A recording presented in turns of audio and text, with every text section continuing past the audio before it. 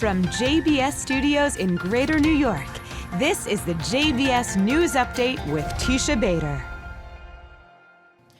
I'm Teisha Bader with the JBS News Update for Tuesday, August the 13th, 2024. 2 rockets were fired from Gaza at Tel Aviv today. One landed in the sea off the coast of the bustling city, and there was no damage or injury. The other fell short, landing inside Gaza.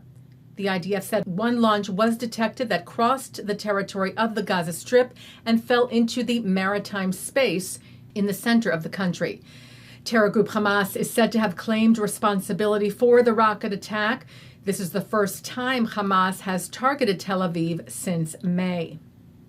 Israeli troops, meanwhile, continue to battle Hamas in Gaza. Today, the IDF shared an update of operations over the last few days, where it said forces eliminated and destroyed about 100 terrorists, weapons, and hundreds of terrorist infrastructure.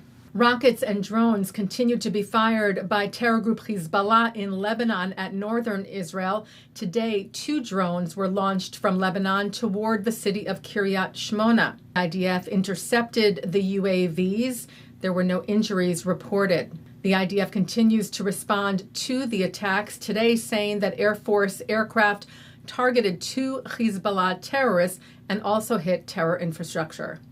The White House yesterday released a joint statement together with the leaders of the United Kingdom, France, Germany, and Italy, expressing, it wrote, support for ongoing efforts to de-escalate tensions and reach a ceasefire and hostage release deal in Gaza.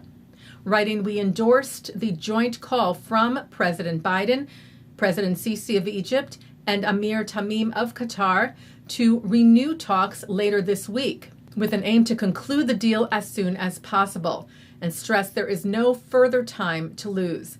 The statement also expressed support, it wrote, for the defense of Israel against Iranian aggression and against attacks by Iran-backed terrorist groups.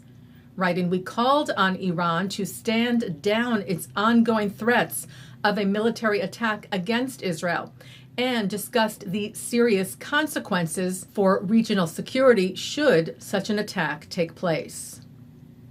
Turning now to here in the U.S., a man was charged with hate crimes after allegedly stabbing an Orthodox Jewish man who was dressed in traditional garb in Brooklyn, New York, early Saturday morning. The New York Jewish Week for the JTA reports the incident took place near the Chabad headquarters, where the suspect allegedly yelled "Free Palestine" at the victim before stabbing him. Chabad spokesman Yaakov Berman said the victim is expected to recover due to the location of the stabbing and the quick response of paramedics. He called the incident an extremely serious one. CEO of the Anti-Defamation League, Jonathan Greenblatt, said, we live in a society teeming with anti-Zionist incitement and normalized anti-Semitism. The American Jewish Committee said this dangerous rise in anti-Semitic violence has plagued Jewish communities globally since October the 7th. Well, thousands came to the Kotel, the Western Wall in Jerusalem's Old City last night to mark Tisha B'Av, the 9th day of Av, remembering and mourning the destruction of the first and second temples. And also this year, mourning October the 7th, and offering prayers for those still held captive in Gaza, now for 312 days. Israel's official X Twitter platform wrote today, every Tisha B'Av is difficult, but this one is extremely difficult. The atrocities of October the 7th and the ensuing war draw haunting parallels to the tragedies we mourn on Tisha B'Av.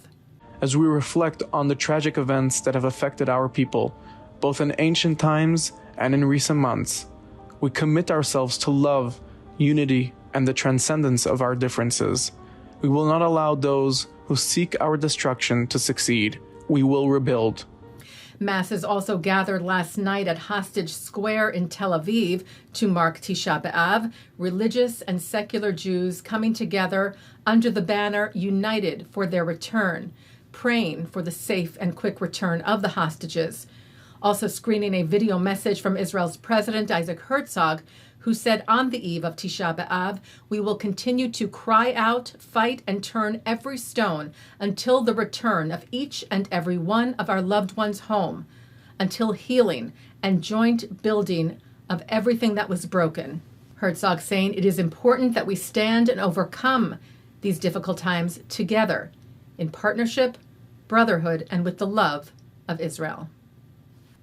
Taking a look now at our programming for tonight on JBS for Tuesday, August the 13th at 7 o'clock. Charles Small and David Harris discuss fighting anti-Semitism with Mosab Hassan Yousef, also known as the Green Prince, the former militant son of a Hamas co-founder who became a Shin Bet agent and Israel advocate. At 8, in anticipation of his upcoming JBS concert event, Let There Be Love, which is Sunday, August the 18th at 8 p.m. Eastern, Noah Aronson joins Justin Pines to discuss love, the joy of singing and leading prayer, his creative process and spiritual journey. At 9, Oren Wolf is on L'chaim. At 10, award-winning Israeli actor Sasson Gabay talks about his starring roles in both the film and stage version of the band's Visit with Eric Goldman on Jewish Cinematheque. At 10:30, it's an encore of the news, and coming up next, it's the ILTV's Insider. And that's the JBS News Update for Tuesday, August the 13th, 2024. I'm Teisha Bader. Am Yisrael Chai.